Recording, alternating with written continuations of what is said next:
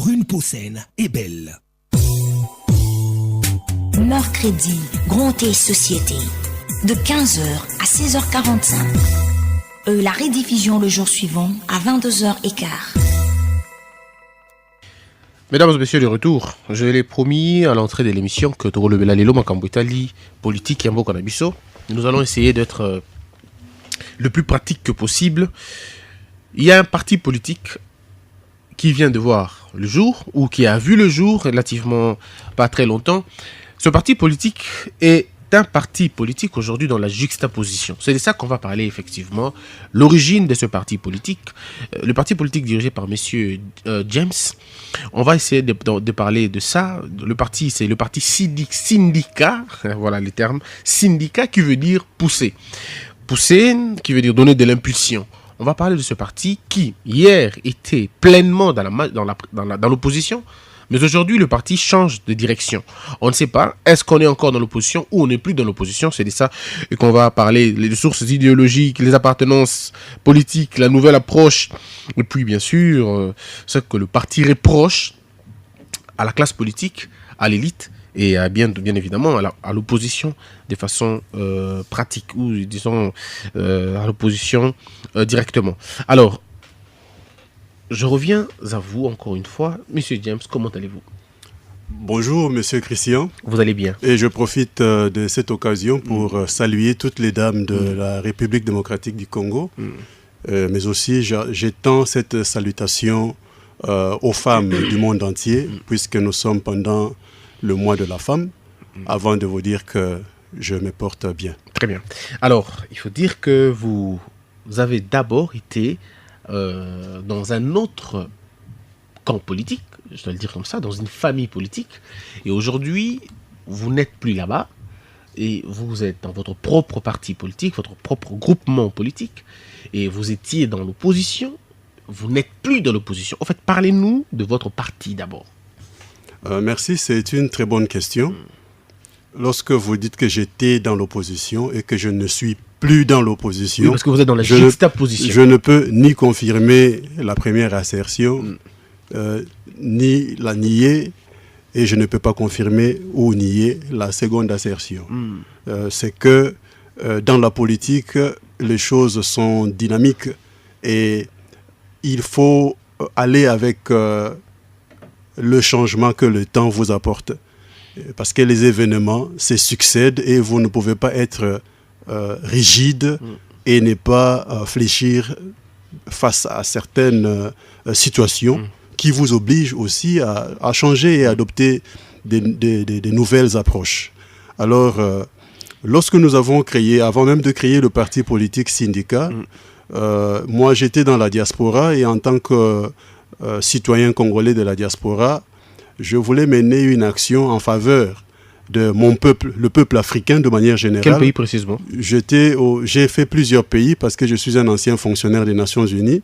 Pendant les 10 années ou les 12 années que j'ai été en dehors de la République démocratique du Congo, j'ai fait le Kosovo, j'ai fait le Sri Lanka, j'ai fait l'Éthiopie, j'ai fait plusieurs autres pays. Il y en a 36, je ne peux pas les citer, je ne peux pas les citer tous.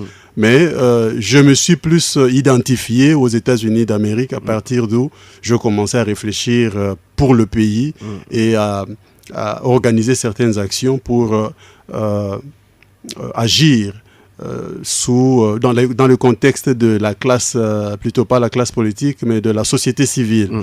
Et là, j'ai trouvé qu'il y avait ici au pays un mouvement, c'était un mouvement politico-religieux, qui poursuivait un objectif qui était similaire à des choses dont nous on parlait déjà dans la diaspora. Je vous signale qu'aux États-Unis, il y a beaucoup de professeurs noirs américains. Il y en a aussi dans d'autres pays africains. Je vais vous citer par exemple le professeur Théophile Obenga, qui était un des grands, qui a travaillé avec le professeur Cheikh Anta Diop.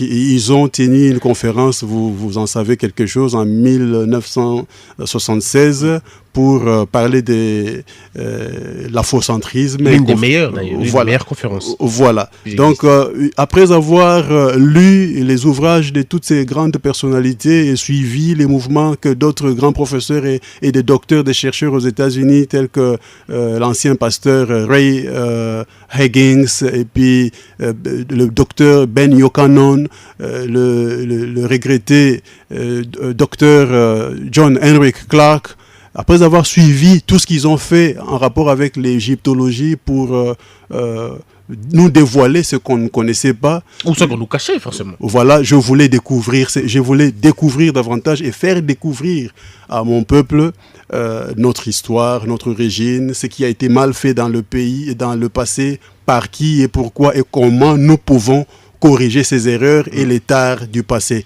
C'est là que moi je voulais intervenir. Comment nous pouvons corriger les tares de la colonisation. Mais en tant qu'intellectuel, vous trouvez qu'il y a un camp ici qui mène votre combat. En tant qu'intellectuel, je trouvais que sur place, en République démocratique du Congo, qui est mon pays d'origine, il y avait un groupe organisé de manière religieuse et politique qui parlait de l'irrédentisme, mais ce n'est pas le terme qu'ils utilisaient. Ils parlaient de la réunification des terres de l'espace Congo.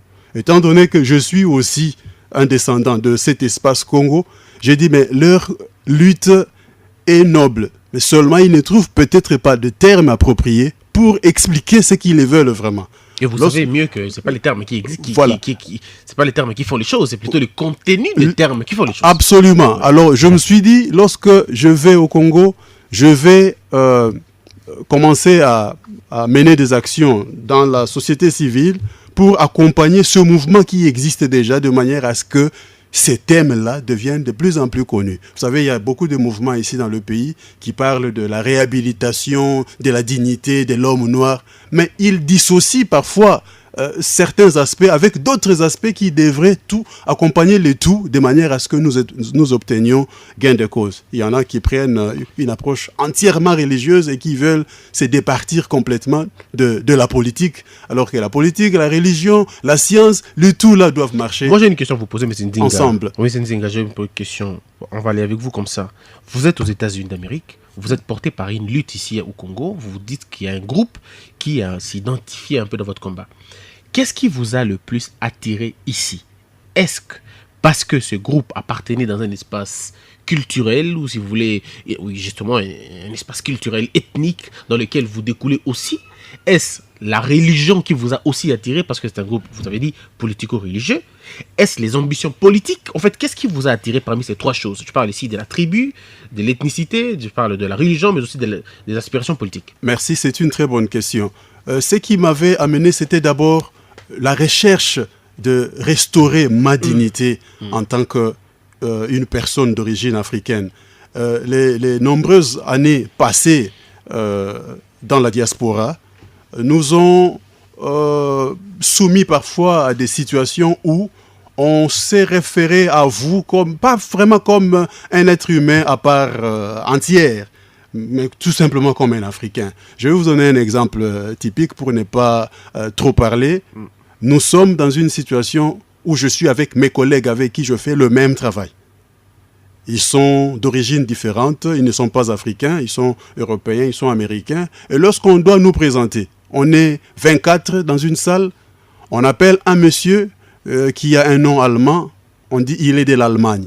On appelle un autre qui a un nom espagnol, on dit qu'il est de l'Espagne. Et puis celui-là est de l'Italie. Mais lorsqu'on appelle un Nigérian, au lieu de dire son pays qu'il est du Nigeria, on nous appelle, nous les Africains, on appelle Didier Drogba par exemple, et puis on appelle Thomas Sankara, on m'appelle James Nzinga, on dit ce sont des Africains.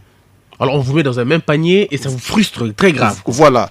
Moi, devant de telles situations, j'étais complètement frustré. C'est comme si l'Afrique n'a pas cette diversité culturelle et même des nationalités que l'Europe a. Mais lorsque vous regardez la superficie du continent africain, vous la comparez à la superficie du continent européen, vous dites, mais c'est quelle injustice! Parce que moi, j'ai parcouru l'Europe entière en voiture. J'ai conduit moi-même depuis Hambourg, au nord de l'Hambourg, jusqu'en Grèce. J'ai traversé plusieurs pays en 2 jours. mais vous ne pouvez pas accomplir pareil exploit en Afrique. Mais parce qu'il n'y a pas d'infrastructure.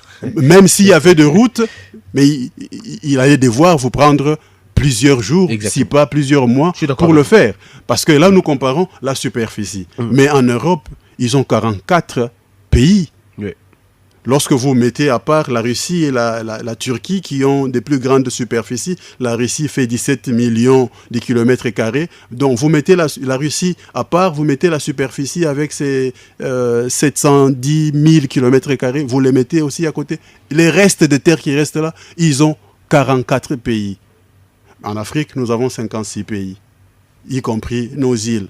Mais donc c'était le combat. Ces pays africains que nous avons n'ont même pas déterminé leurs frontières eux-mêmes. Ces frontières encore devaient-elles être déterminées. Je vois où vous voulez en venir. Par les Européens. Je vois où vous voulez en venir. Je reviendrai vers vous sur ce point-là. Permettez-moi de dire un peu ce qui m'a orienté dans ce combat. Oui, c'est là où on est. C'est ce qui m'a orienté dans ce combat. C'est ce sentiment de perte de mon appartenance à moi-même en tant qu'Africain, que même mes frontières me soient déterminées par la Belgique, par exemple, et que les frontières de mon voisin là lui soient déterminées par l'Espagne. Et puis lorsque nous nous présentons devant les Belges et les Espagnols, on ne peut même pas nous désigner par nos nationalités respectives.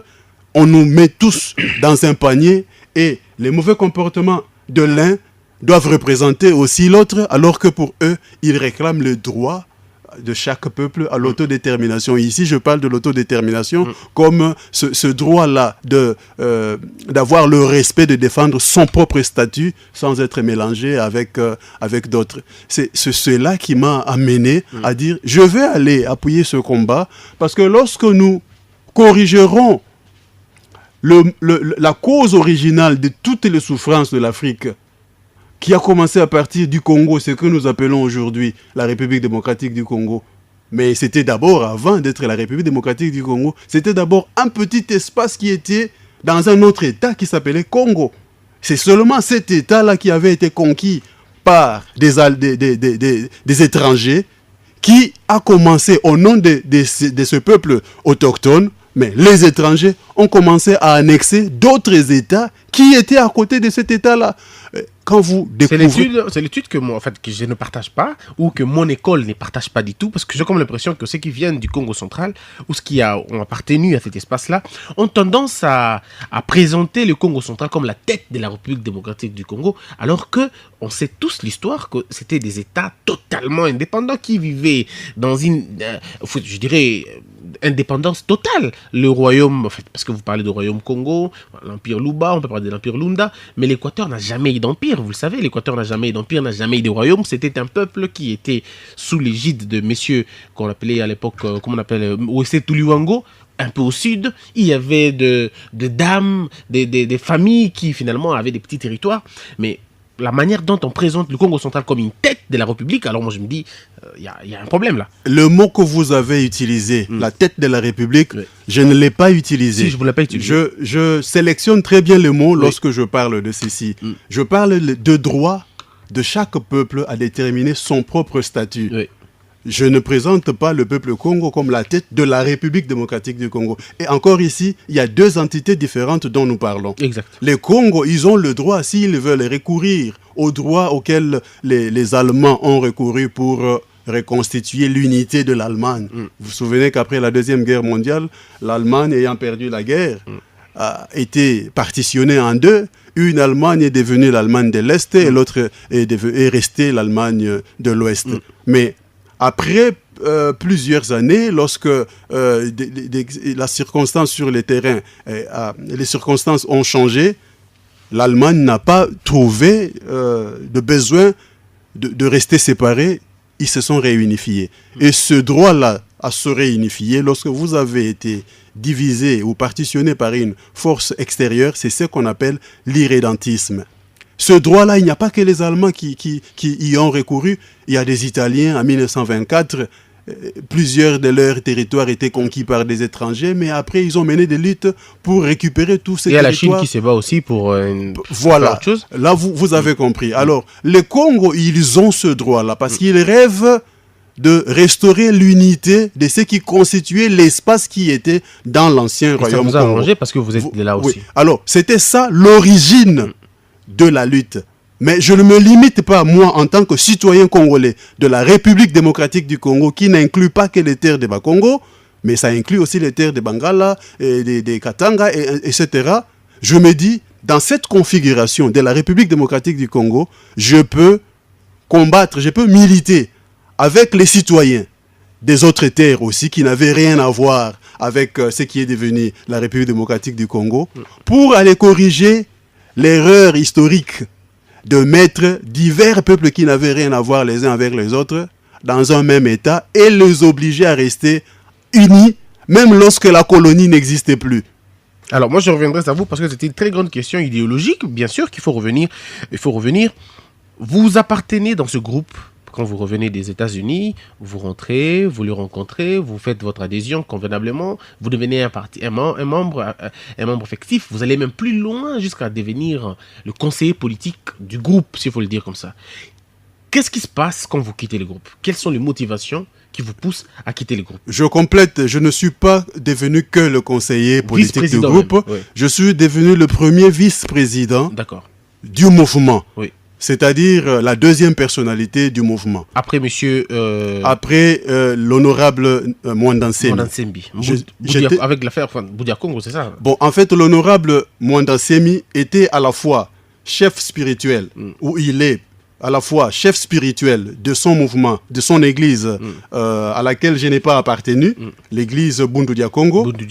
Et il était chef politique d'un parti politique, Bundu Dia Mayala. Et comme la politique se place au-dessus de la religion, donc c'est nous les politiques qui mènons tous les mouvements. Justement, parce que là aussi il y a un problème. Il y a ceux qui pensent que la religion supplante la politique. Il y en a qui pensent que la politique vient après la religion. Mais là, n'est pas notre débat. Et alors, vous acceptez de partir. Vous voulez partir. Vous quittez le parti. Vous quittez les groupes. Dites-nous les motivations qui ont changé. Et parce que là, si vous nous répondez, j'aurai des questions à vous poser en fonction de votre choix en tant qu'intellectuel. Avoir vécu dans 36 pays dans le monde, avoir lu des ouvrages, je crois que la première chose à faire, c'était les stratégies. Comment vous intégrer un mouvement que vous allez quitter 5 ans plus tard? Avez-vous eu toutes les informations possibles? Est-ce qu'il y a eu une erreur d'appréciation dans votre niveau? Comment vous faites pour intégrer un groupe et puis plus tard partir? Il n'y avait pas d'erreur d'appréciation. Je vous ai dit ici qu'en politique, les choses sont dynamiques et en tant que tel, vous devez avoir un cerveau et un esprit souple, flexible, qui peut aussi suivre les événements tels que ça vous parvient. Je n'aimerais pas vraiment entrer en profondeur parce qu'il ne s'agit pas ici de faire sortir les mauvais côtés dans les comportements des personnes avec lesquelles j'ai eu à collaborer dans le passé. Mais sur les plans politiques, nous étions dans un contexte où tous les politiciens du pays trouvaient qu'il fallait que le président Joseph Kabila respecte la Constitution et que les organisations, plutôt les élections, devaient être tenues avant la fin de l'année 2016. Ce qui malheureusement n'a pas été fait. Mais avant qu'on arrive à la fin de l'année 2016, nous, en tant que politiciens, stratèges, tout ça, on projetait, on trouvait que ça n'allait pas être possible d'organiser les élections crédibles dans le délai constitutionnel et qu'il y avait besoin d'organiser une transition de 3 ans. Nous avons milité nous avons battu campagne pour faire accepter l'idée de transition de 3 ans au peuple congolais. Je me souviens, lorsque nous avons fait un voyage à Luozi, Matadi, Boma, Mwanda avec Mwanda Nsembi, à Mwanda, il a été hué par une... Vous avez été... J'étais sur place. Vous avez été je ne faisais pas le discours, c'était l'honorable Mwanda Nsembi qui parlait. Vous étiez son conseiller politique. Écoutez, c'était l'honorable Mwanda Nsembi qui parlait. Il a dit des choses pour lesquelles il a été acclamé. Lorsqu'il a abordé les sujets de glissement, de dépassement de délai, et qu'il invitait le peuple à se ranger derrière nous pour avoir une transition de 3 ans, les gens qui étaient très hostiles à cette idée-là et qui, plus tard, ont fait la conférence de Senko et consorts et qui sont encore dans l'opposition jusqu'à aujourd'hui, en train de faire des mascarades pour distraire la population, se sont attaqués à Nemwanda Semi. Et lorsque nous sommes rentrés, puisqu'il faut faire des stratégies et essayer d'être toujours du côté du peuple, parce que nous considérions, moi je considérais le peuple, je le considère encore comme le souverain primaire. Et il y a eu des journaux qui ont été écrits pour les vilipender. Je suis allé le conseiller de ne pas tenir ces discours-là de manière aveugle. Parce que nous sommes un parti politique, nous n'appartenions pas à la majorité présidentielle, nous étions dans l'opposition, mais seulement on soutenait ce que nous avons pensé allait nous permettre d'organiser des élections crédibles. Vous étiez conseiller politique. Et lorsque je donnais ce conseil, il n'a pas voulu suivre ce conseil. Et il y a eu d'autres choses qui sont intervenus en même temps, mais qui n'ont rien à voir avec ce conseil, sujet. Qui n'ont rien à voir avec ce sujet. Oui. Rien à voir. Attendez, je vais quand même révéler quelque chose, parce que c'est une question qui va continuer à me hanter, et aussi longtemps que je ne parlerai pas, les gens me poseront toujours la même question. Oui. Lorsque le président Kabila avait reçu l'honorable Mwanda Semi, ils avaient discuté d'abord de la question de l'autodétermination, et puis ils ont abordé la question de dialogue et de déglissement et consorts. Et dans les divers, Nemwanda Semi avait posé la question de paiement d'indemnités, des indemnités des victimes de l'Ouosi. Et il fallait que ces indemnités-là soient payées. Et moi, j'ai conseillé, en tant que conseiller, puisque des journaux vous ont vilipendé, on a parlé de 2 millions de dollars de corruption et tout ça, nous devons faire de ce paiement de ces indemnités quelque chose de médiatique. Nous devons soumettre une liste des noms de victimes à une banque où cet argent-là sera déposé et les familles iront toucher leur argent. Nous allons appeler la presse et tout le monde saura maintenant que tout ce qu'on avait écrit sur vous était faux. Malheureusement, il avait aussi un autre conseiller qui l'a conseillé autrement et il a suivi la voie de ce conseiller-là, mais le but de ce conseiller-là, qui était aussi son interface entre lui et le président Kabila, était de l'escroquer, de prendre cet argent et de s'en servir lui-même. Et plus tard, lorsqu'il s'est fait escroquer, mais c'était après que moi j'avais déjà quitté parce que je ne voulais pas partager l'argent de sang. Et lorsqu'il s'est vu escroquer, il s'est fâché et il y a eu une guerre dans les Bas-Congo. On a vu cette guerre. Et des gens sont encore morts. Mais alors, vous savez, M. James Nzinga, il est dit par un auteur que vous connaissez, il est dit que lorsque les gens meurent par les erreurs politiques de certaines autorités, même les conseillers portent cette responsabilité-là. Je voulais lui éviter des erreurs qui ont causé la mort d'hommes. Et puisqu'il ne voulait plus m'écouter, je ne voulais pas partager cette responsabilité, je devais le quitter pour qu'il soit seul devant ses propres erreurs. Je suis encore resté au niveau du discours, permettez-moi cette petite digression, on va revenir rapidement dans notre sujet. Lorsque, à l'époque, votre président prend l'initiative de faire un discours, d'écrire un discours, à moins qu'il ait inventé sur place.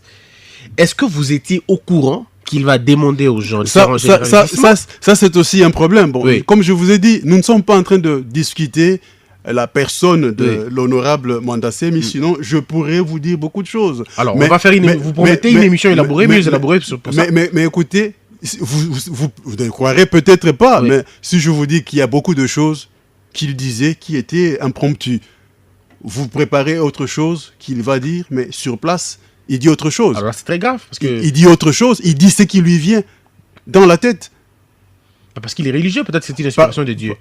Alors, dans ce cas-là, moi je suis politique, je ne peux pas combiner à la fois les sermons et les réflexions politiques. Très bien. Alors on va passer, je vous sors de ces cadres, vous êtes mal à l'aise, je vous sors de ces cadres-là pour parler de votre sujet vous-même. Alors, nous parlons du parti Syndicat. Quand j'ai entendu parler de ce parti, je me suis dit, est-ce qu'ils ne sont pas avec Syndicat Dokolo? Quand on dit Syndicat, c'est vrai, quand vous m'avez expliqué, j'ai compris. Mais expliquez-nous effectivement, c'est quoi pourquoi ces noms des syndicats et c'est venu quand exactement? Vous savez, nous sommes des Africains dans chaque ethnie, lorsqu'on donne des noms, les noms ont des significations. Si quelqu'un s'appelle Chibangu, par exemple, vous savez qu'en Chiluba, Chibangu, ça signifie cicatrice. Tchalamouana a chanté Chibangu Chamukao, Chidi Mushingu, Chamenu Wakansuma. Vous parlez aussi Chiluba? Je suis congolais. Le Chiluba, c'est une langue du Congo. D'accord. Vous parlez Comme- anglais, comme vous le parlez Swahili. français, vous parlez lingala, vous Bon, parlez je Chiluba. ne suis pas D'accord. venu, je ne suis pas venu vanter mes compétences linguistiques. D'accord, allez-y. Je vous comprends. Sinon, je vous ai dit que j'ai fait 36 pays. Il y a des langues aussi qui n'ont rien à voir même avec l'Afrique que je parle. L'albanais, par exemple. Et vous savez que les Albanais font partie d'une des plus grandes mafias du monde. Donc, Je reconnais que vous êtes quelqu'un de très, très, très intelligent, de très ouvert, ça je le reconnais. Mais aujourd'hui, on parle de vous, de votre parti, de votre parcours. Non, et vous de ne m'avez toute pas autre dit chose. que vous alliez parler de moi. Vous m'avez dit que vous voulez parler de mon parti, Et son justement, historique et c'est de ça qu'on parle. tout à l'heure. et de notre source idéologique. C'est de ça qu'on parle. Ouais. Parce que parler de ma personne, de moi, là, ça peut prendre tout un mois. On en parlera. Mais sinon, parlez-nous de syndicat. Bon, le nom syndicat, comme je disais, c'est un nom africain. En Kikongo, le mot syndicat signifie pousser ou envoyer. Lorsque vous envoyez un ambassadeur dans un pays pour faire le travail de la République, vous lui donnez le moyen, le moyen pour faire le travail que vous lui avez assigné. C'est ça, syndicat. Lorsque vous envoyez votre fille en mariage, vous ne l'envoyez pas seulement comme ça, comme une bête.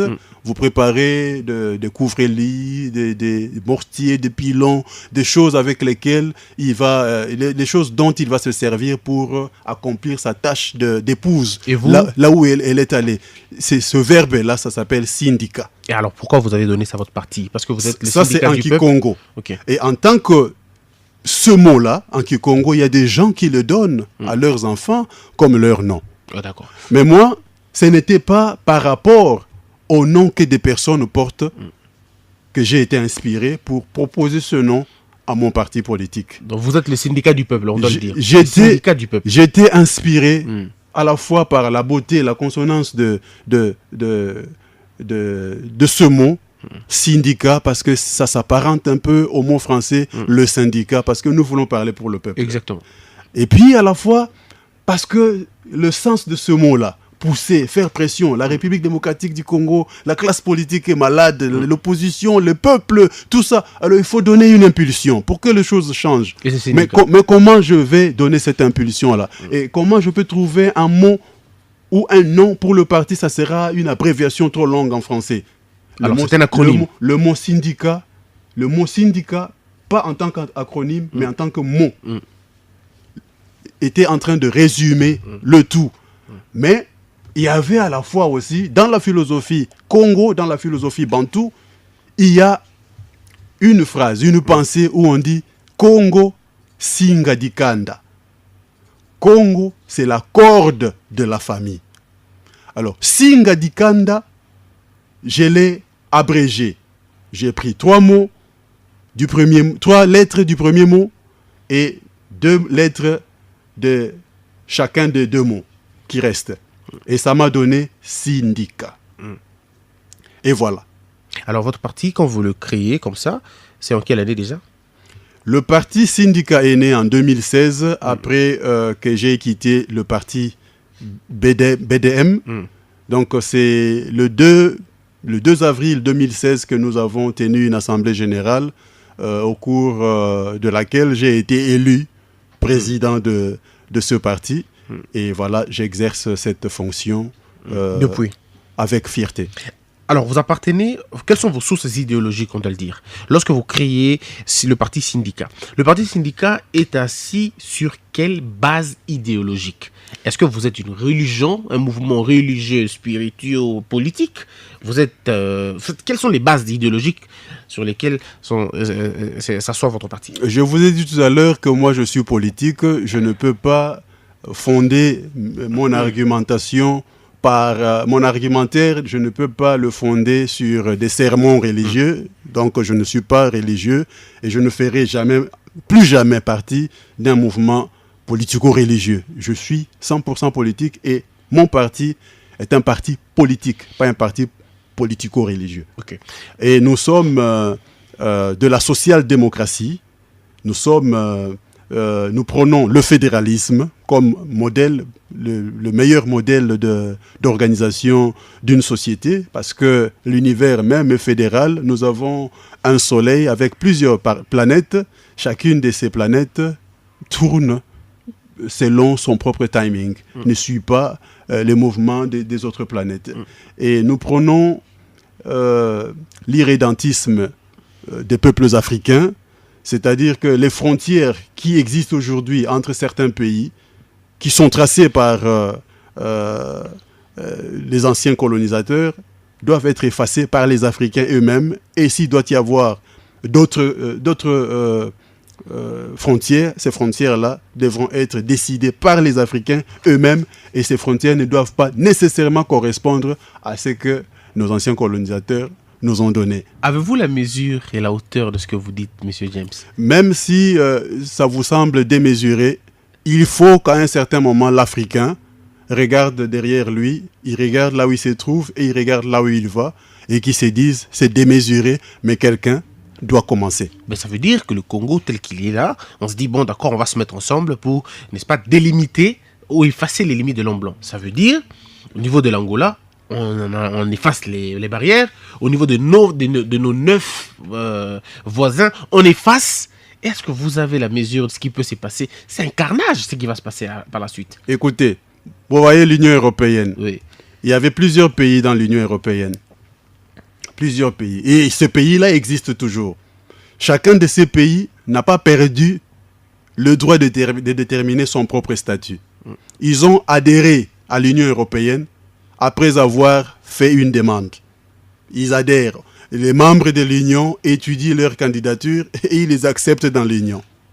Et cette adhésion ne leur renie pas le droit de se retirer si leurs intérêts s'ils ne se retrouvent plus dans leurs intérêts. On a vu avec l'Angleterre. Le dernier cas en date, vous avez vu le Brexit.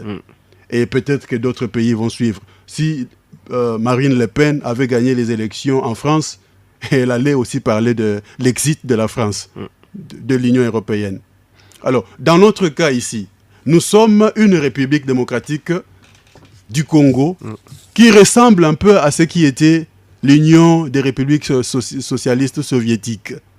Ou au moins ça ressemble à la confédération qui existait dans le Balkan qu'on appelait la Yougoslavie. C'est-à-dire qu'il y avait plusieurs républiques à l'intérieur.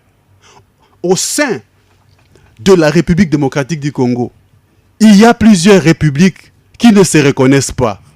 Il y a plusieurs républiques qui dorment parce que le peuple ne connaît peut-être pas ses origines historiques. Le peuple croit seulement qu'il a commencé à exister lorsque la colonisation a commencé en 1885.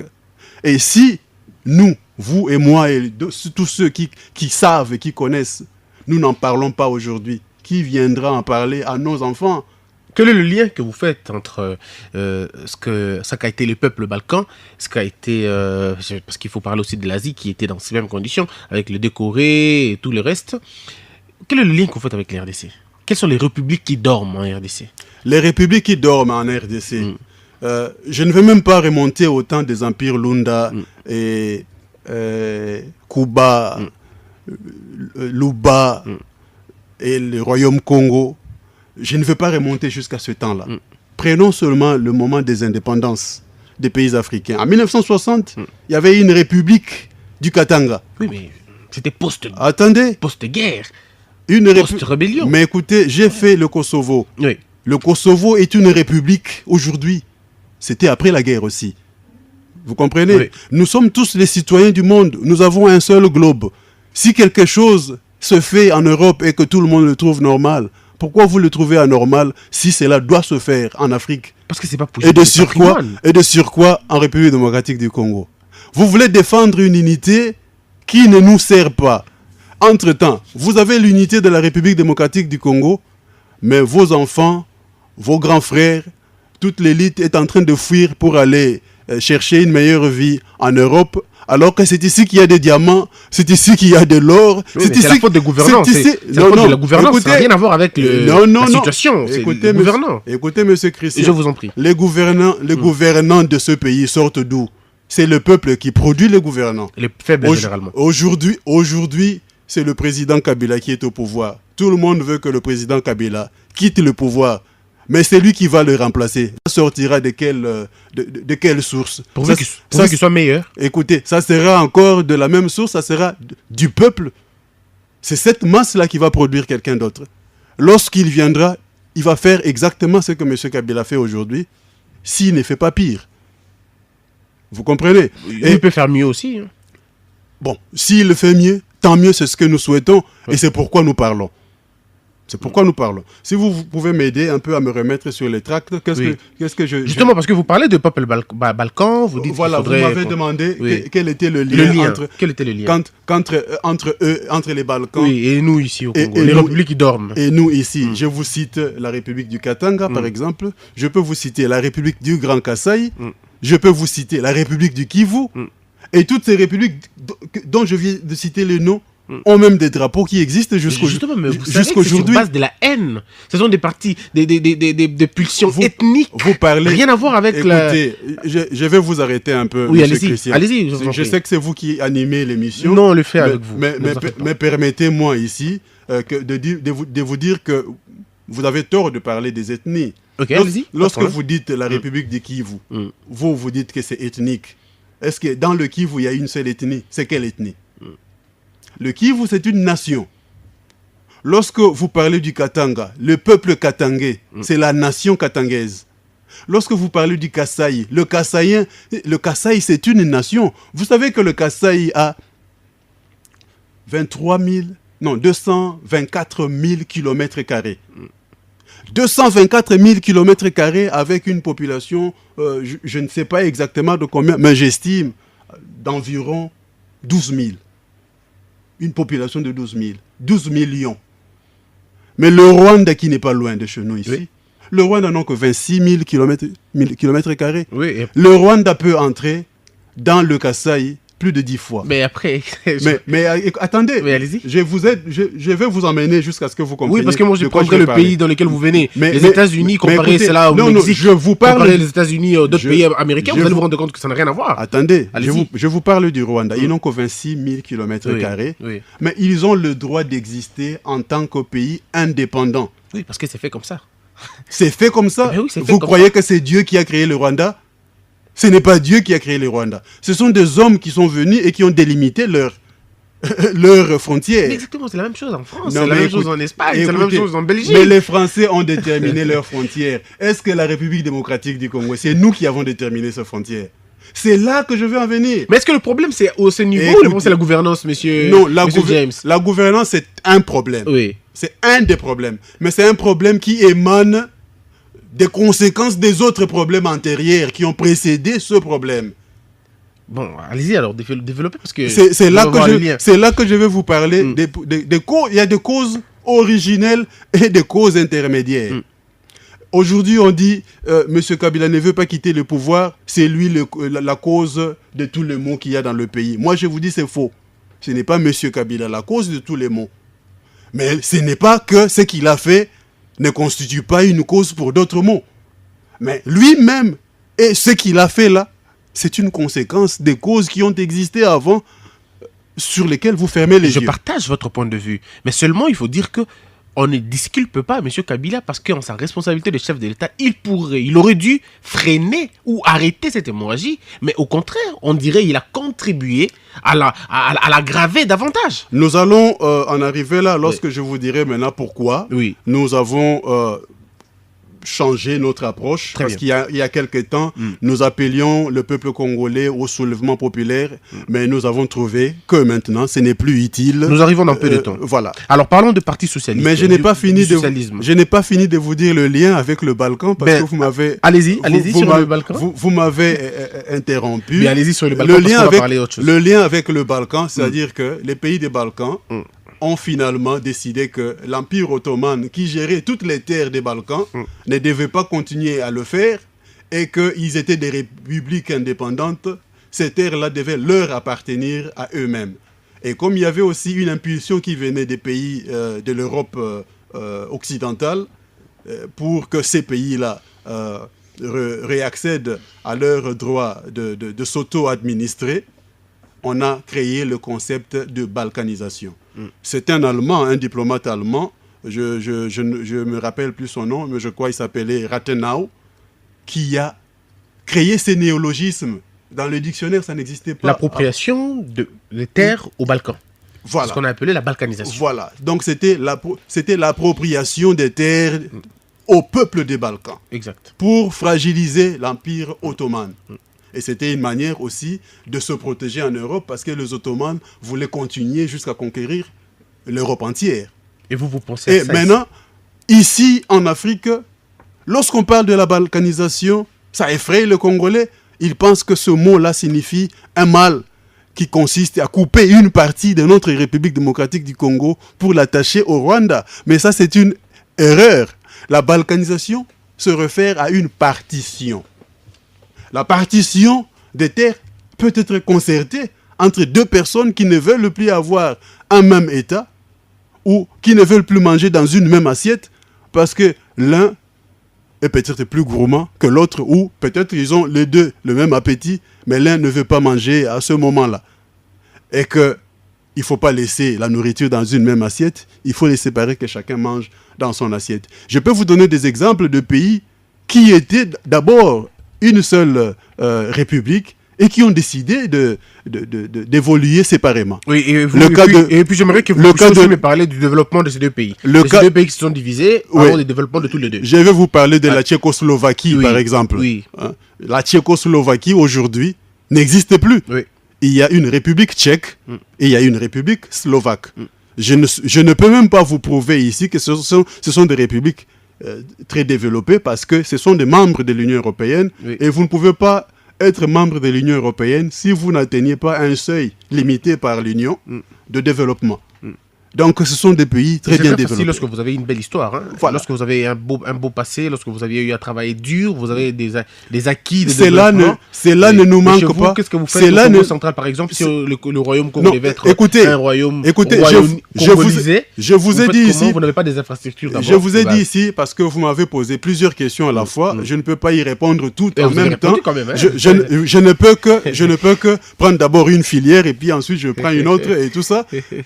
Ça, c'est même un sujet qui mérite toute une conférence. Oui, la balkanisation. Voilà, tout à fait d'accord ça mérite toute une conférence. Et si moi, mon approche, c'est ce qui me diffère aussi de mon ancien chef, l'honorable Mwanda Siemi. Mon approche n'est pas une approche ethnique, comme vous avez dit. Ce n'est pas même une approche nationaliste dans le sens d'appartenir au peuple Congo. C'est pourquoi je veux que l'on fasse cela. Je suis d'abord africain, un panafricaniste. Mon parti Sindika, c'est un parti panafricaniste. Je sais que ce sont les Africains eux-mêmes qui doivent tracer leurs propres frontières qui les séparent des autres peuples. Je sais que les frontières de la colonisation doivent disparaître en Afrique. Mais dans le contexte de la RDC, pour qu'on arrive dans le contexte de tout le continent africain, il faut que nous, les divers peuples qui existent dans la RDC, les diverses nations ignorées de la RDC, nous nous mettions côte à côte pour dire, mais tiens, dans la RDC, il y a au moins 7 nations, ou il y a 9 nations. Déterminons ces nations-là et essayons de créer cette république indépendante. Je ne parle pas de monarchie. Délimitons les frontières de ces 9 républiques et créons 9 républiques pour améliorer la gestion des terres et des vies de ces humains, de ces citoyens africains que nous continuons à gaspiller comme ça avec des guerres, des minéraux qui ne nous profitent pas, justement à cause des frontières limitées par les Occidentaux et qui leur donnent des justifications de venir faire leur guerre d'intérêt économique ici, chez nous. Mais je vous rassure que si vous faites ça, et si Dieu vous aide et que ça marche cette proposition-là, eh bien la République démocratique du Congo, on va encore faire peut-être 4 siècles de recul démocratique parce que ces petites républiquettes vont finalement se retrouver entre les mains des familles fortes, entre les mains de dirigeants religieux et ça sera vraiment un chaos. À l'Équateur, vous aurez un monsieur qui va aller là-bas, qui prendra l'Équateur, il en fera sa part. Vous allez aller au Bas-Congo, vous trouverez les Nzambe Bakoko qui vont finalement faire du Royaume Congo leur terre et vous allez au Kivu, vous trouverez des petits dieux deviendront des présidents et ça sera fini pour la République. Ça, c'est une inquiétude qui est vraiment fondée. C'est une des raisons aussi pour lesquelles je ne pouvais pas continuer à évoluer avec l'honorable Mwanda Siemi, par exemple, qui réclamait l'indépendance du Congo central pour restaurer le royaume Congo. Et lui, il allait s'établir comme le roi À vie alors. des Bakongo. Alors ça sera fini. Et moi, en tant que démocrate, je ne peux pas soutenir un tel projet. Donc, pourquoi vous ne travaillez pas, monsieur James? Non, mais je vais d'abord vous dire quelque chose de très important. Allez-y. Moi, je ne prône pas la restauration des monarchies précoloniales. Ce n'est pas ce que je prône. Je prône une partition des terres pour créer des républiques qui vont fonctionner comme des États, même si c'était des monarchies, des États qui fonctionnaient, qui étaient totalement indépendants les uns des autres. Que dans cet espace que nous partageons aujourd'hui, que nous créons, nous appelons la République démocratique du Congo, il y a possibilité d'avoir 7 ou 9 républiques. Dans le moment que nous sommes en train de passer de ces troubles, par exemple, au lieu que, je ne confirme pas que c'est vrai, mais j'ai lu dans les réseaux sociaux que Moïse Katumbi est allé en Afrique du Sud, ils sont en train de préparer quelque chose, des trucs comme ça. Vous allez trouver cette information, peut-être que je vous en parlerai parce que c'est de ça qu'on va parler. Peut-être vous êtes déjà au courant. Mais au lieu qu'il y ait des troubles comme ça, et tel est allé en Afrique du Sud, tel autre est là en Espagne, tel autre est en Belgique, pour aller faire la guerre en République démocratique du Congo, on parlerait des élections, par exemple, de la présidence de la République du Katanga. On parlerait des élections de la présidence de la République boyomaise, parce que Boyoma, c'est une grande nation. Je suis d'accord. Si vous rencontrez n'importe qui de l'ancienne province orientale, même si aujourd'hui, il y a cette province-là n'existe plus. Il y a 4 provinces. Il y a l'Ituri, il y a le Haut-Ouélé, Bas-Ouélé et la Chopo.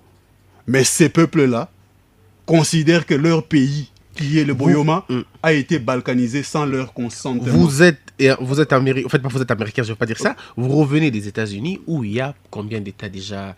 Je peux me rappeler. C'est une très bonne question. Oui. Je peux même ne pas vous laisser terminer la question. Allez-y. Et je réponds déjà. Mais écoutez, oui. Les États-Unis d'Amérique, ici, je dois vous parler de la constitution du fédéralisme. Oui. Le fédéralisme peut se construire par association ou par dissociation. Le fédéralisme des États-Unis d'Amérique, c'était par association. C'est 54 États, je crois. Vous devez savoir, oui. Ouais. Vous devez savoir qu'au début, aux États-Unis, lorsqu'on a fondé les États-Unis, c'était d'abord 13 États. Qu'on appelait 13 colonies. Voilà. C'était d'abord 13 États.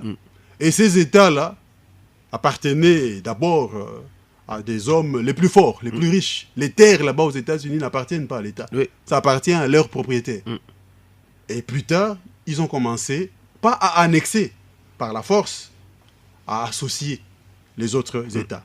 Des gens qui avaient aussi leurs terres, à adhérer avec leurs terres dans les États-Unis jusqu'à devenir ce que les États-Unis sont devenus aujourd'hui. Ça, c'est le fédéralisme par association. C'est ce même modèle-là que l'Union européenne utilise. Ça, c'est le fédéralisme par association.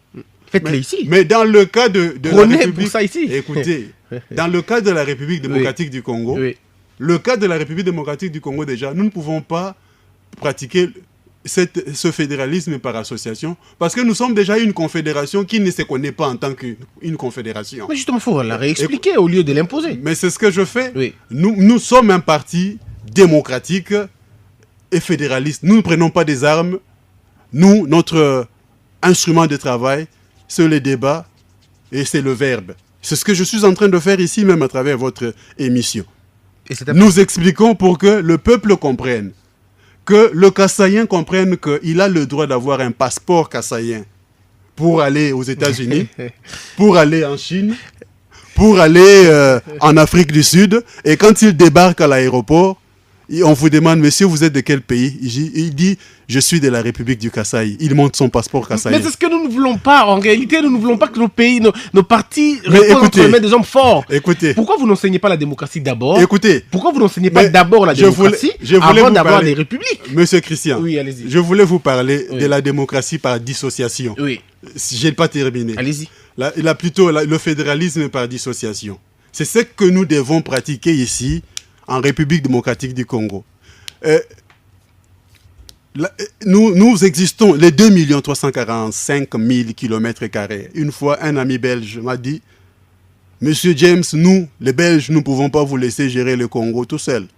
Parce que les 2 345 000 km², 2 345 410 km², ce n'est pas vous qui les avait conquis. C'est notre roi, Léopold II. Donc, j'ai le droit de diriger le Congo. Et lui, il est belge. Il a raison.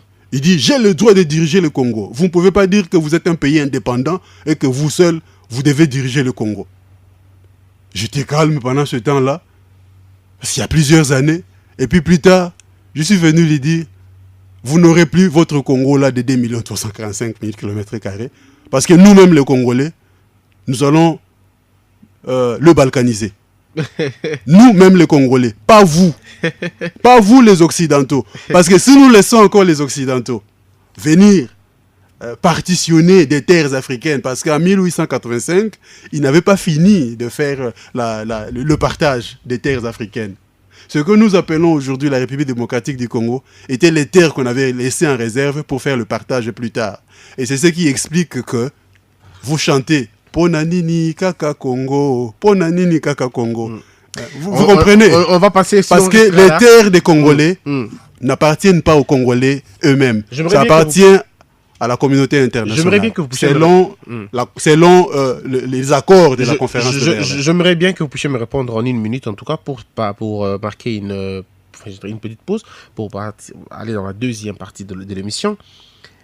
Est-ce que vous avez appris ce qui s'est passé en Angola lorsque l'Angola a menacé d'annexer une partie des terres congolaises? Est-ce que vous savez qu'aujourd'hui au Rwanda, on enseigne aux petits Rwandais que le Kivu leur appartient? Est-ce que vous savez qu'en Centrafrique, pour eux, la partie nord de l'équateur revient à leurs parents et ainsi de suite? Je n'ai pas l'intention... Alors, vous savez que ça, c'est vraiment une boîte. Écoutez, vous me posez une question qui est à la fois comme une mine sur laquelle vous avez déjà posé votre pied.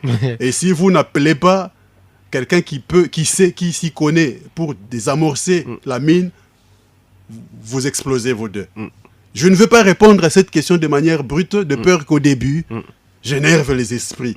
C'est une question très sérieuse. Oui. Je dois vous expliquer d'abord les historiques avant d'arriver à la réponse. Oui, pour nous préparer la tête, voilà, l'esprit, afin de comprendre votre point de vue. Mais écoutez, c'est ça. Mais je vous dirai un peu en quelques mots. Oui, en quelques mots. Le Kivu.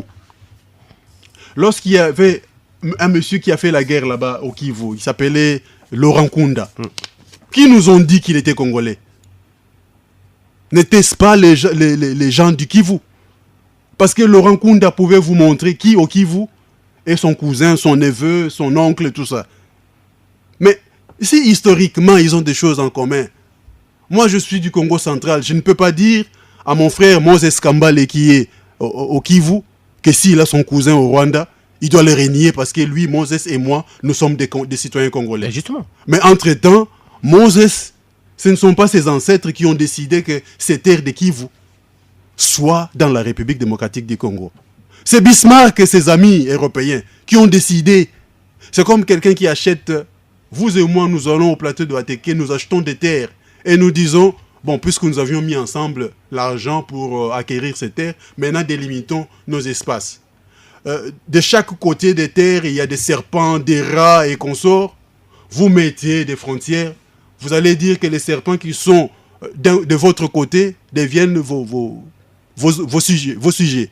Et les serpents qui sont de mon côté, ça m'appartient.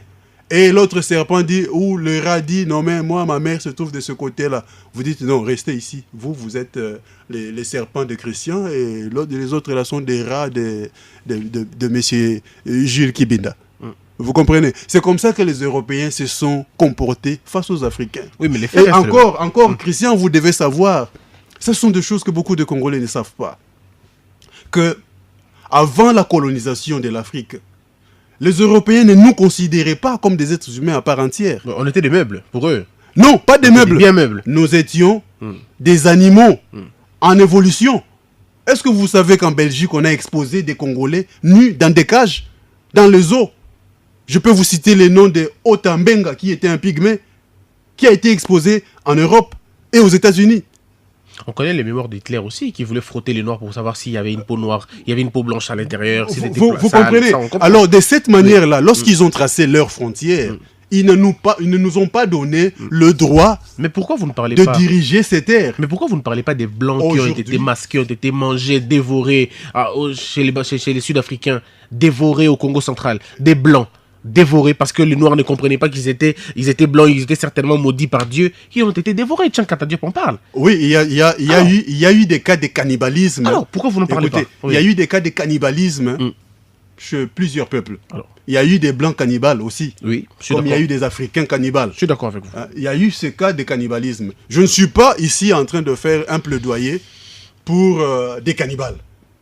Je suis ici en train de faire un plaidoyer pour les peuples qui ont les droits. Chaque peuple a le droit de déterminer son propre statut politique. Très bien. Chaque peuple a le droit de limiter ses propres frontières. Et si les Blancs ont ce droit, pourquoi pas les Africains? Et si, aujourd'hui en France, la Corse commence à parler d'une possible revendication d'indépendance, Catalogne en Espagne demande l'indépendance. Aussi, on parle déjà. En Grande-Bretagne, l'Écosse a obtenu une organisation de référendum pour son autodétermination. Et si ces choses-là se font dans les pays des Blancs, parce que nous sommes maintenant aujourd'hui dans un modèle de démocratie, si eux, ils organisent des référendums d'autodétermination, pourquoi vous n'autoriserez pas, par exemple, au Katanga, qui était déjà un pays indépendant en 1960, d'organiser aujourd'hui, dans le contexte de la République démocratique du Congo, qui est une confédération qui s'ignore, un référendum d'autodétermination pour l'indépendance du Katanga?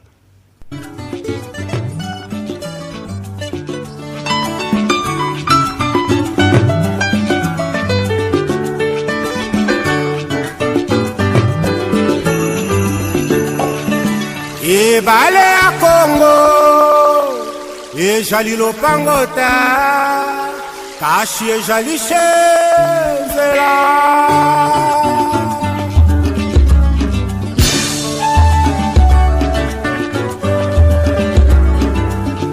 Yahweh, Yahweh, benisa Congo, Yahweh, Yahweh, batela ni Congo. Sanikongwe Yahweh Yahweh batela nikongo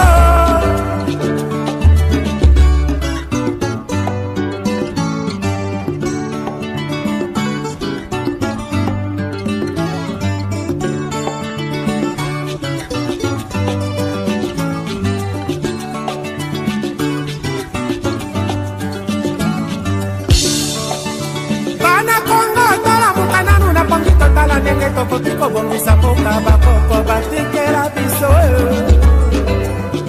bangala na bakongo bazuba bashwaili babembe na bateke balali na bamboshi toalika na kongo toyokana ye bana kongo tolamukananu na kongi totala ndenge tokoki kolingana koyokana na mboka oyo bakoko batikela biso kasai bakongo ekwatere mamenga kinyali na leku la bweza na lekwilu tango ekoki tolingana ye kongo mboka monene kubanda lubumbashi mpe na pointe noire etona bomengo na bato ya mayele elingi etumba te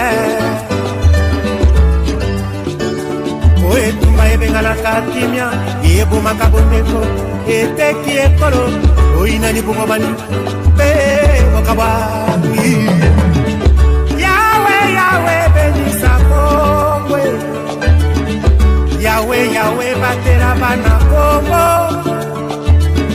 Yahweh Yahweh benisa Kongwe Yahweh Yahweh batela ni Kongo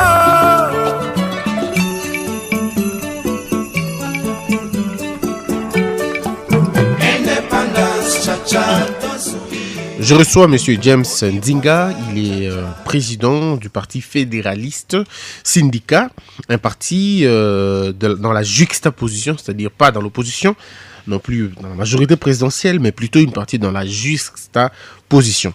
Nous parlons de beaucoup de choses aujourd'hui, c'est vrai qu'on va se limiter là. J'aurais bien voulu qu'il nous explique aussi la question, il y a regroupement, comme il est en train de le dire, une sorte de balkanisation organisée par la République démocratique du Congo. Je reviens à lui. Monsieur James, On est tous d'accord sur ce point de vue. Il est scientifique, c'est un bon débat intellectuel auquel on prend tous part. Mais avec les types de gens que nous avons au Congo ici, c'est chaque député qui rentrera dans son coin et s'imposer comme roi. C'est chaque ministre ou qui a évolué dans un camp, un premier ministre soit-il, peut revenir dans son pays et obliger ce choix d'être premier ministre. Et alors, ceux qui ne voudront pas, on va entrer dans des guerres, ça sera finalement désastreux pour un pays comme le nôtre. Quel est votre plan? Vous avez entendu, je vous ai dit tout à l'heure que les terres de la République démocratique du Congo sont la propriété de la communauté internationale. Elles n'appartiennent pas vraiment aux Congolais eux-mêmes. Et que tous les dirigeants que nous avons les deviennent seulement après approbation par la communauté internationale. C'est pourquoi vous voyez, quand il y a des conflits là, même j'ai du respect pour sa mémoire, au temps du chef de l'opposition, Etienne Tshisekedi, il courait toujours vers l'Occident et quand il revenait, il faisait le signe de victoire avec ses deux doigts, en disant même que je viens de là où on prend le pouvoir et tout pouvoir m'a été donné. C'était clair que le pouvoir, pour diriger le Congo, vous devez d'abord être approuvé par la communauté internationale. Et aujourd'hui, des gens qui veulent que le président Kabila quitte le pouvoir ne jurent que par la communauté internationale. Ah, le Conseil de sécurité a dit, et on a décidé ceci, d'ailleurs on va les déloger. On ne jure que par la communauté internationale. Au Kosovo où j'ai été, où les Albanais ont finalement obtenu l'indépendance du Kosovo, ils ne l'ont pas fait seuls. Mais pendant le temps de guerre, parce que eux, c'était d'abord une guerre et ensuite l'OTAN est venue intervenir et les Nations Unies sont arrivées et voilà, un processus démocratique a été déclenché jusqu'à ce que l'Assemblée provisoire du Kosovo a décidé de la date de la proclamation de leur indépendance, qui est encore contesté aujourd'hui par la Serbie et certains pays qui sont partenaires de la Serbie. Mais quel est votre plan, vous? N'en déplaise, le Kosovo est devenu un pays indépendant. Alors pour nous, la République démocratique du Congo, moi en tant que parti et intellectuel de ma République, j'ai réfléchi et j'ai même écrit, je pense que l'accompagnement de la communauté internationale sera indispensable pour cheminer dans ce plan de balkanisation pacifique et démocratique concerté entre les divers peuples de la République démocratique du Congo. Divers peuples veut dire quoi exactement? Divers peuples représentés par quel type d'hommes? Divers, quand je dis divers peuples, le mot peuple peut dire un ensemble d'individus qui constituent une communauté, qui partagent les mêmes intérêts et ils se déterminent comme appartenant à une telle nation ou à un tel État ou à une telle république. Je suis d'accord. C'est d'abord allié où? À l'Assemblée nationale, il y aura des forums qu'on va organiser par-ci par-là. Il y aura un référendum.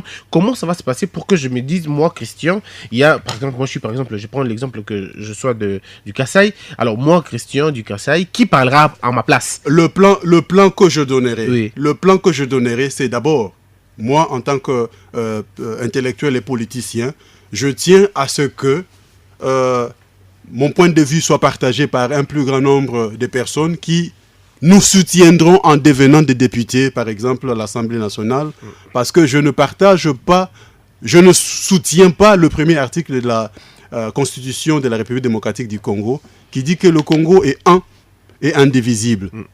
La France a raison de dire que la France est une et indivisible. Mais la Belgique, qui nous a donné notre première constitution, elle-même a une constitution qui dit la Belgique est une fédération composée des nations, ou des communautés plutôt, pas des nations, composée des communautés et des régions. J'aurais voulu que la Belgique fasse la même chose pour la constitution de la République démocratique du Congo. Que l'article 1er dise la République démocratique du Congo est une confédération. Ça, c'est votre responsabilité en tant qu'intellectuel. C'est quand même 57 ans après. Mais je suis en train de vous inspirer. Je suis en train de répondre ce que nous devons faire maintenant. Oui.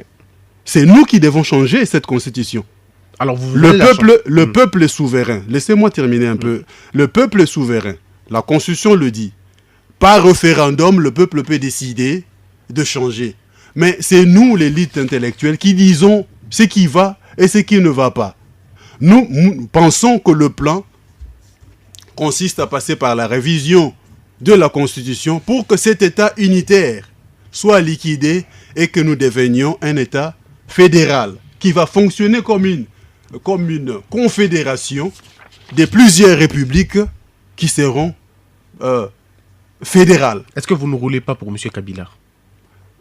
Parce que vous avez ici parlé de 3 thèmes qu'il aime bien, ou que son parti ou sa plateforme politique aime bien. Téné, référendum, changement de constitution, balkanisation.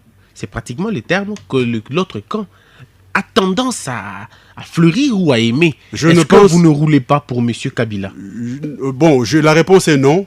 Et je ne pense pas que son camp est pour la balkanisation. Parce que lorsque j'avais écrit une pétition individuelle au président de la République, M. Kabila, en 2014, dans cette pétition, j'avais expliqué l'origine du mot balkanisation et j'avais expliqué pourquoi la balkanisation est bénéfique pour les divers peuples du Congo. Il ne m'avait pas répondu, mais c'est 2 ans plus tard que le porte-parole du gouvernement, M. Lambert Mende, m'a répondu dans un point de presse qu'il a tenu, et je cite ce qu'il avait dit, que lorsque, après les sacrifices de Emery, Patrice Lumumba et les pères de l'indépendance, il y a encore des gens qui disent des choses comme ça, vous comprenez que nous avons un long chemin à parcourir pour être digne des sacrifices des pères de l'indépendance. Je n'ai pas bien fait la citation, mais c'était à peu près ce qu'il avait dit. Et lui, il est de la majorité présidentielle, il est porte-parole du gouvernement, il est contre la balkanisation. Je ne pense pas que cela soit quelque chose que le PPRD soutient. Je ne suis pas du PPRD. Oui, le PPRD est toujours contre le tout. Et contre donc, tout. Le PPRD n'apprécie pas les changements de la Constitution, alors que les poulains du PPRD parlent de la Constitution. Et donc, ce que j'ai dit, alors là, on peut comprendre ça. Et donc, ce que je dis ici ne peut pas être utilisé comme un élément pour prouver que je roule pour M. Kabila. Je ne roule pas pour lui. Au contraire, en décembre 2016, je devais fuir ma résidence à Kinshasa parce que j'étais recherché par des services de sécurité qui voulaient me faire taire parce que j'appelais le peuple au soulèvement populaire. Très bien, parlons-en maintenant, parce qu'on va terminer cette émission, on n'a même pas eu le temps de donner, on n'a même pas eu la possibilité de donner le temps aux auditeurs pour qu'ils puissent vous appeler. C'est vrai, vous allez donner les coordonnées, le débat va continuer, mais dites-nous, où êtes-vous maintenant? Dans quel camp, dans quelle plateforme politique dans laquelle vous appartenez? Pour y répondre, je dois vous dire d'abord, je continue avec la dernière phrase, que lorsque j'ai appelé le peuple au soulèvement populaire, le peuple a donné des indications que ce n'était pas nécessaire de se soulever parce qu'il y avait le dialogue de la Cinco. Et moi, j'étais contre ce dialogue de la Cinco que je considérais, et l'accord de la Cinco que je considérais de bidon. Mais aujourd'hui, tout le monde me donne raison, cet accord n'a pas été respecté et les prélats, le comité laïque commencent à demander au peuple de sortir dans la rue lorsque ce n'est plus opportun. Parce que lorsqu'un coup d'État est fait, quelqu'un prend le pouvoir par la force, toutes les forces vives de la République qui veulent appartenir maintenant à un nouvel ordre constitutionnel, ceux qui veulent travailler, ils se disent nous nous rallions ou bien nous versons dans l'opposition.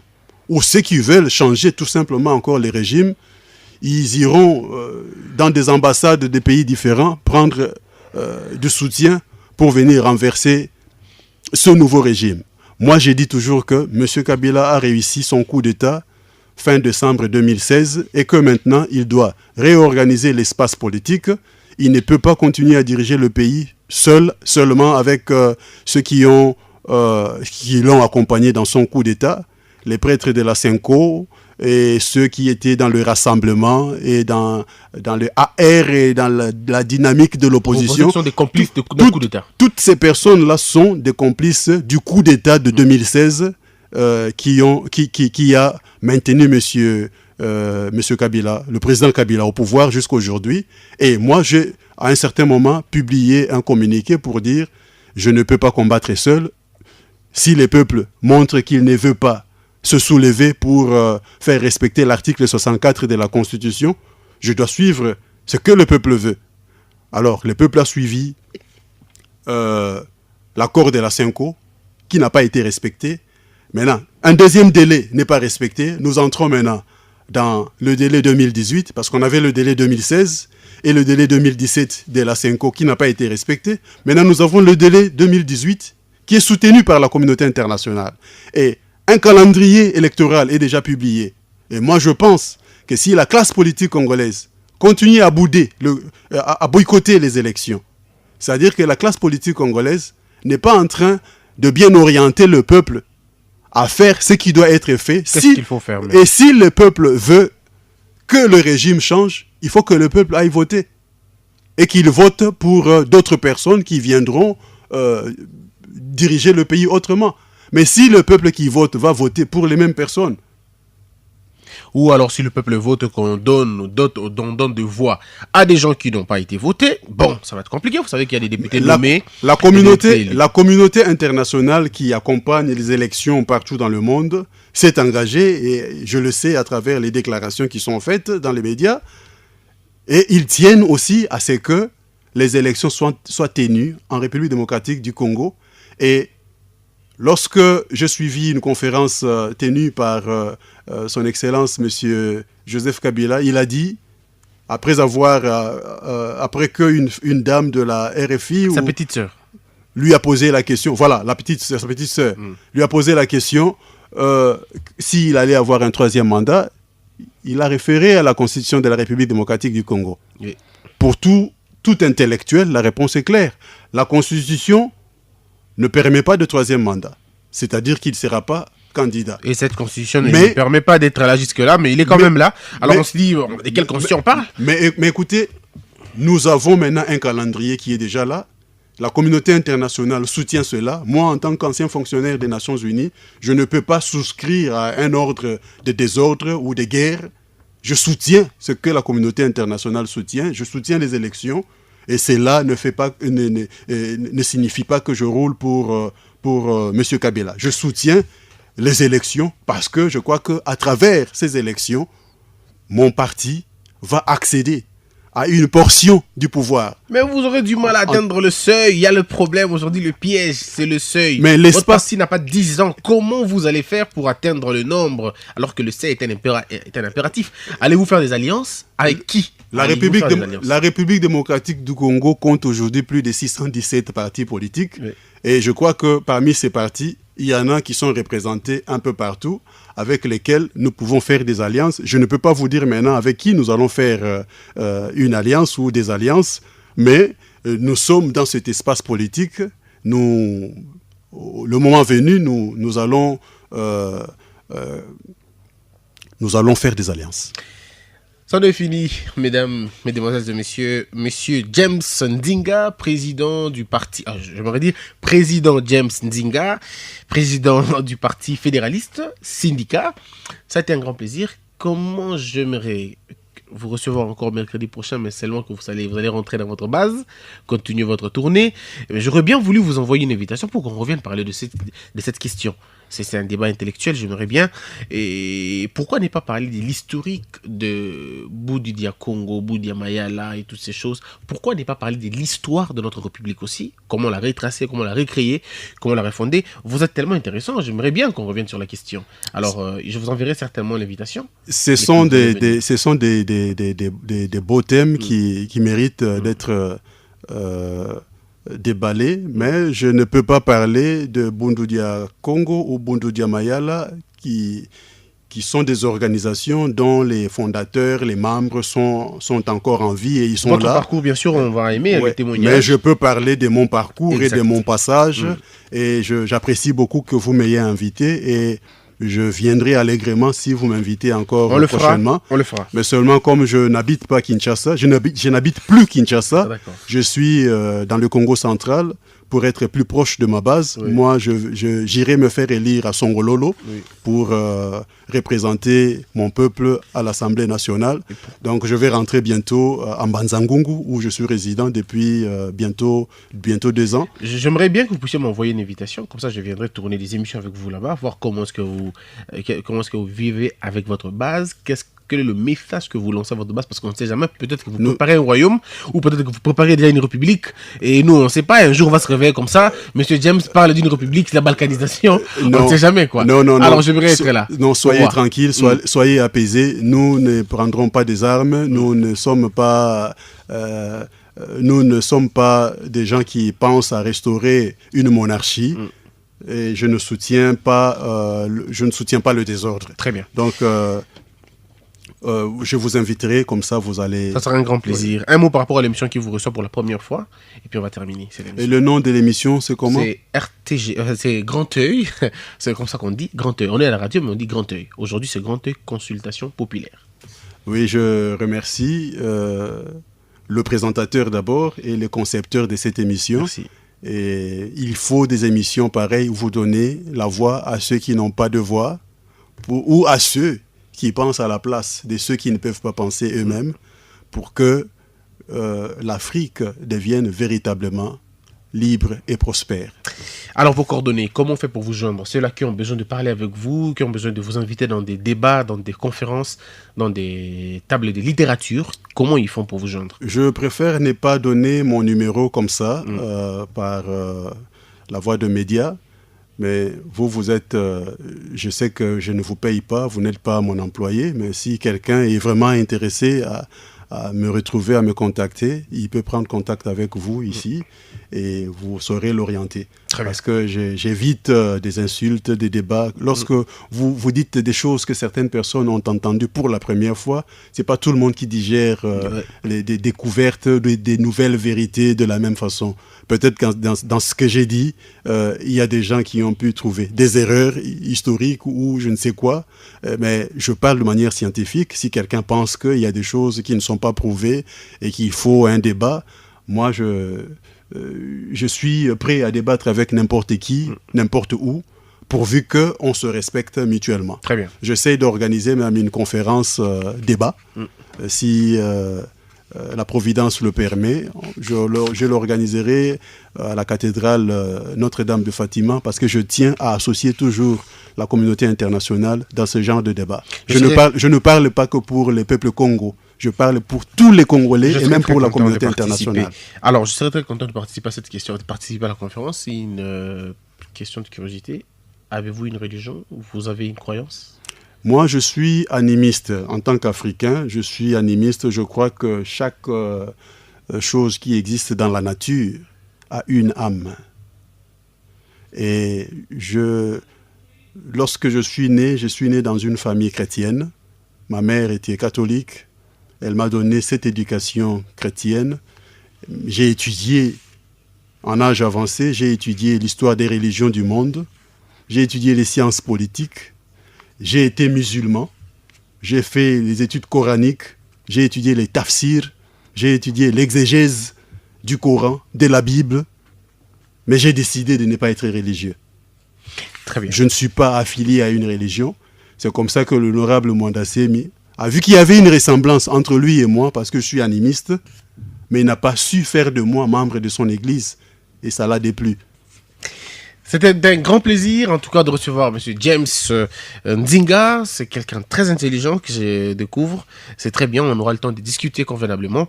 Mesdames et messieurs, je vous donne le numéro. Si vous voulez joindre le président James Nzinga, eh bien, vous pouvez m'appeler moi, mais je vous orienterai seulement si c'est des questions nécessaires et des questions essentielles. 081 37 34 492. 081 37 34 492. Si vous appelez les 5 minutes qui suivent l'émission, vous aurez le temps de parler avec lui. C'était un grand plaisir. Yannick Mambe était de l'autre côté de la réalisation. Je vous retrouve avec le même plaisir déjà vendredi pour la suite d'un autre numéro, bien sûr, Grand Oeil. L'amour est en Dieu, Dieu est amour, paix dans le monde. RTGA, votre radio, la meilleure des radios de la RDC. RTGA, suivez-nous sur satellite. RTGA, de l'Équateur au Katanga, du Bas-Congo au Nord Kivu, nous sommes partout au Congo démocratique sur 88.1 MHz.